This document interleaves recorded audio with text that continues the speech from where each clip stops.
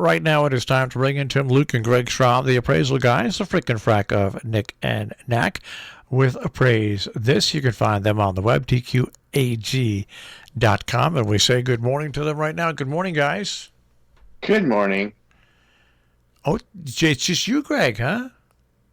Oh, yeah. Actually, I thought Tim probably would have texted you. He took his first air flight yesterday. He's in New York doing a large appraisal. So there you have. There you go. You're on the clock. yeah, I'm on the clock. Well, see, I'm going to start you off with something you probably don't much know about in the auctions, and that is, and this is really something that gets to me. There's an ultra rare car that is up for auction, a 1971 Plymouth Barracuda. It's a Hemi-Cuda, okay, and it is up for auction, and it is a really rare car.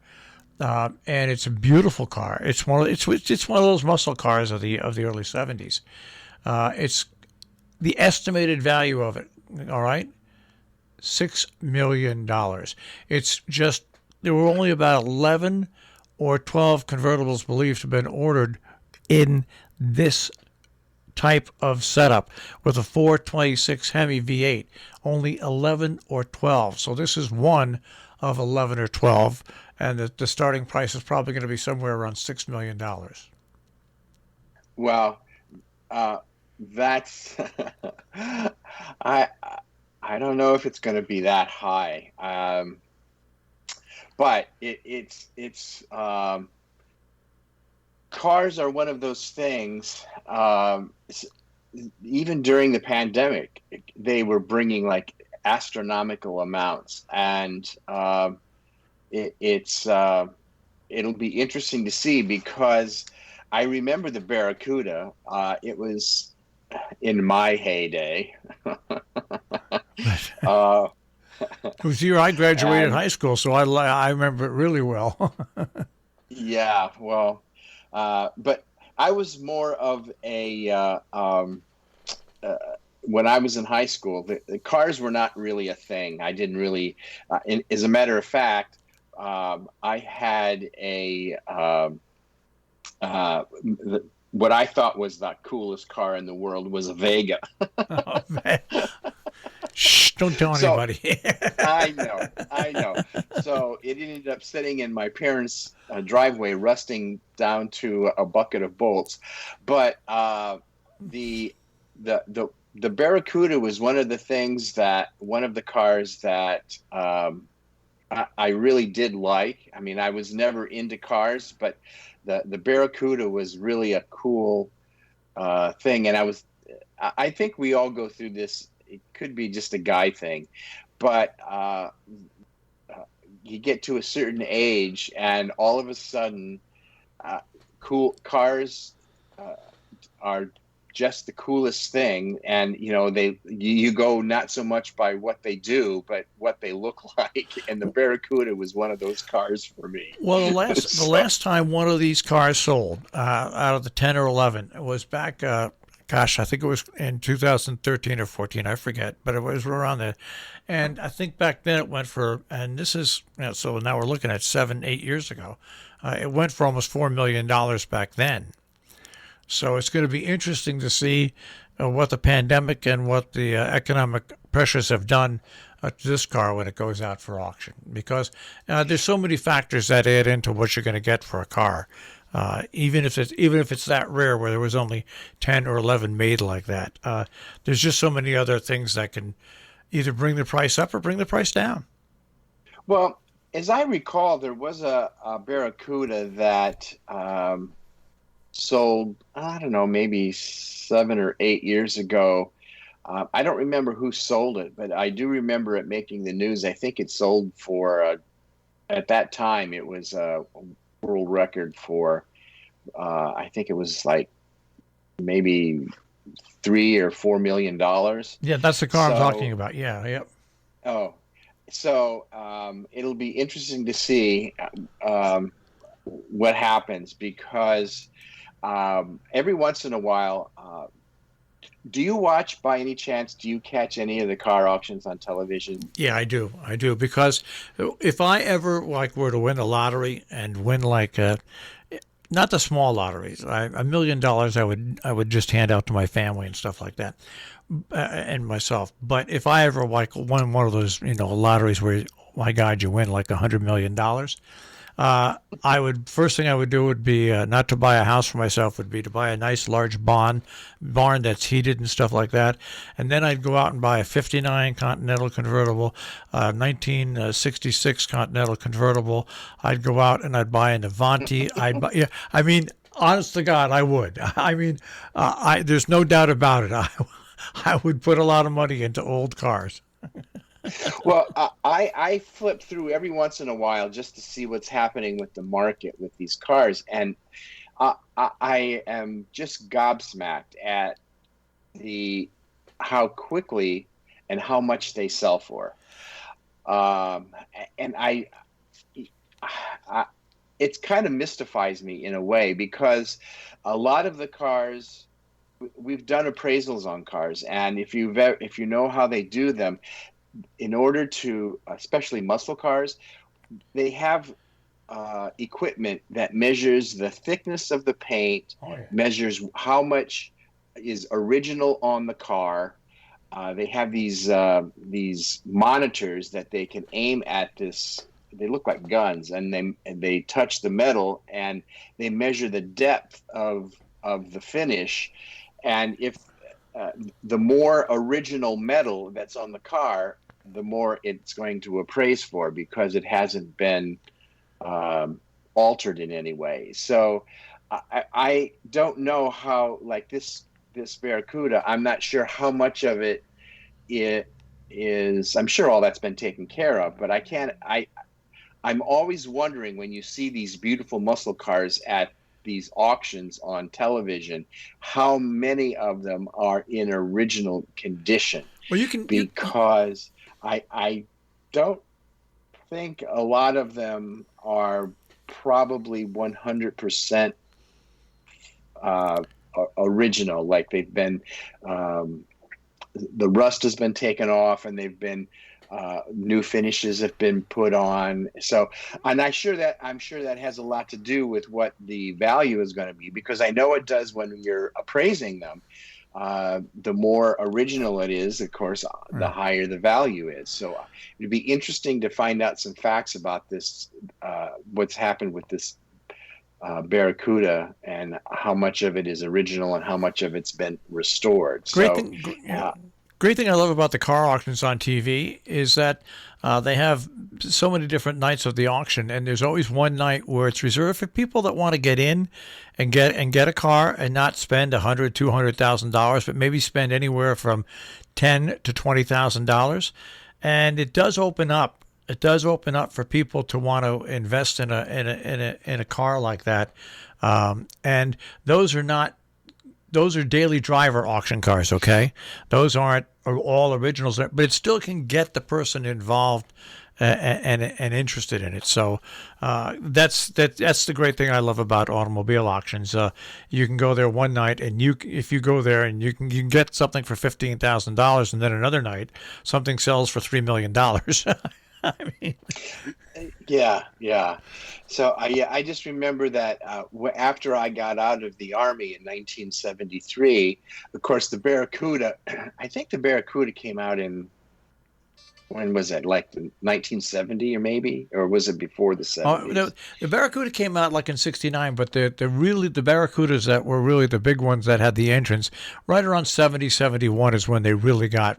Really, most all those what they call those pony cars, those muscle cars, they all got going really big time around 1970, 71. Well, when I got out of the Army, I figured I was going to buy myself a new car, and of course, Chevrolet at the time, once the Barracuda became like the symbol of like the muscle car, as it were. A lot of the other Chevrolet made a model that looked very, very similar to the Barracuda, And since I couldn't afford the Barracuda, I ended up getting the Chevy because it looked very uh, Barracuda-ish, but it was a Chevy, and I loved that car. I absolutely loved that car, and the Barracuda is one of those cars that I always really did like. Of all of the cars, that and the Mustang. Those were my two favorite cars that I got hooked on. So I never. It'll be interesting to see what this sells for, because it's. Do you know? Is it going to be a private, or is it's going up for a regular auction? It's a regular auction. It's a big old regular auction, but it should be very interesting to see just to see what it gets. I always like, looking back to see one that was auctioned off in '74 and went for about $3 to $4 million. It'll be interesting to see what happens in 2021 with almost the exact same car. And see what it fetches so many years later. So it's going to be interesting. But there's another auction though that's sports related, and that is the auction that is coming up, I think, on May 5th or 6th, and it's a sports auction that's being put on by Heritage Auctions, Yeah, and they've got yeah, they've got a lot of things in their lot there. yeah. They have really become a force to be reckoned with in the sports. They're probably, I think, one of the preeminent sports auction houses. Since they have opened up, for lack of a better word, the assets that they sell, they do. They make an immense impact on what's happened with memorabilia, the shoes, all of the memorabilia from baseball. I think a lot of the great prices over the past 4 years. I think if you look back, probably 80 to 90% of them have been sold through Heritage. So they seem to be really starting to corner the market on the auctions, and the upcoming auction is going to be, I think it's going to also set some records, because there are some things in there. I was scanning through it just the other day to see what was up for auction, and I usually like to see what they're doing in their decorative arts, because that's a part of their business that they're just building up. But the sports thing, that is a major portion of their income now, and also comic books and comic art have also done very well at Heritage over the past several years. So when they focus a sale on just specific things, it really does well. And I think that's their business model for selling at auction for these different types of assets. It's they've really cornered the market. And when Heritage advertises a sports sale, it's big, because they usually get a lot of people. They do a lot of online as opposed to in person. So we're going to be following that, because there were some things that I noticed that were in there that were some fun and some interesting things that could be sleepers. So we'll see what happens. So yeah, they've got some incredible baseball cards, but also they got a cool thing: 100 unopened wax packs. Okay, now you have to be my age or Greg's age to understand, of Topps baseball cards from 1964 that sold for 1 cent. They've got that, but they've also got a game worn jersey by Michael Jordan when he was at the University of North Carolina. And this is the same jersey that the Sporting News had a picture of him on the cover with. I would hate to think what that's going to go for. Oh, that's going to be big. That's really going to be one of the big things. But I was just pulling it up here. I did see something else that was very interesting that was going to be sold at the sale. And I thought, oh, I don't think I've ever even seen anything like any a collectible. I think they're, what was it? I can't see it right now, but when I find it, I'll post it on the website. But Heritage is, we have friends that work at Heritage, and we just back and forth. We follow them all the time because a lot of times, depending on what it is we're trying to sell for estates, we try to make it competitive. So we try to get the stuff to Heritage and some of the other auction companies to see who's going to give us the best terms.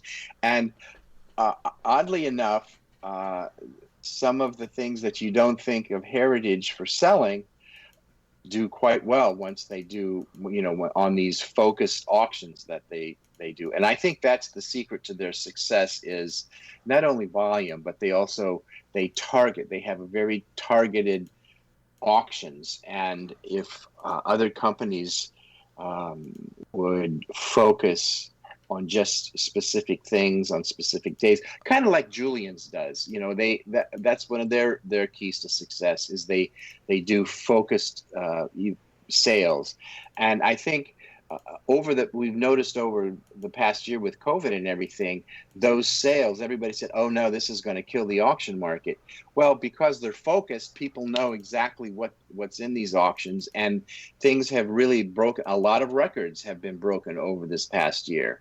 So, and Heritage is a large part of that. So it's probably one of our top 5 houses to follow whenever we're doing any comparables or anything. So I usually like to also follow, because you can follow in real time, which is very good. So you can see what happens in real time. And the other thing is, there doesn't have to be, it just takes a handful of items to make a sale newsworthy. So, we've talked about this in the past. So it'll be interesting to see what happens with Heritage on this upcoming sports auction. And they also do pretty well with manuscripts, which is another thing that people don't think so much about Heritage for, because everybody thinks about Heritage as coins and watches, but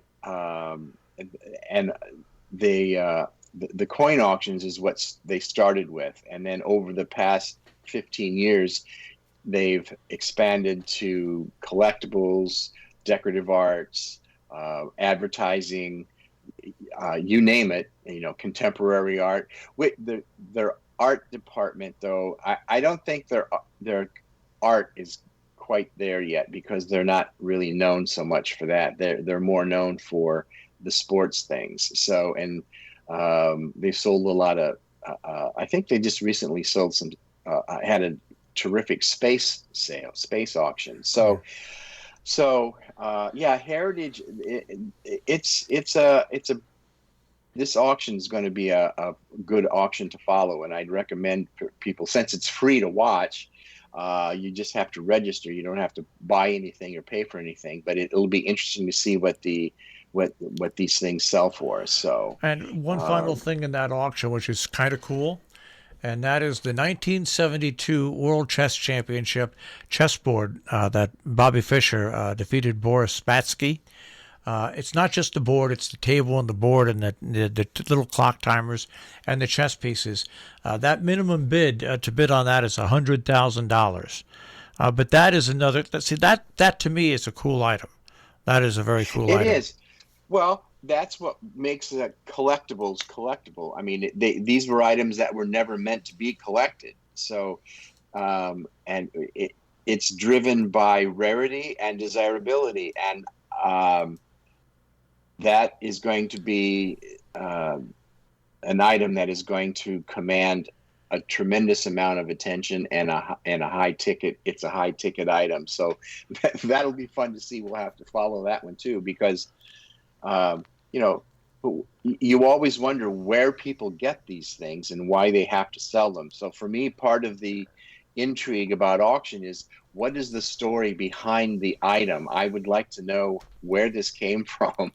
So I'll have to do a little bit of research. I'll have to do what I say, go into deep Google and find, because there's that would be an interesting thing to find out where it came from and why it's being sold, if it's out there somewhere.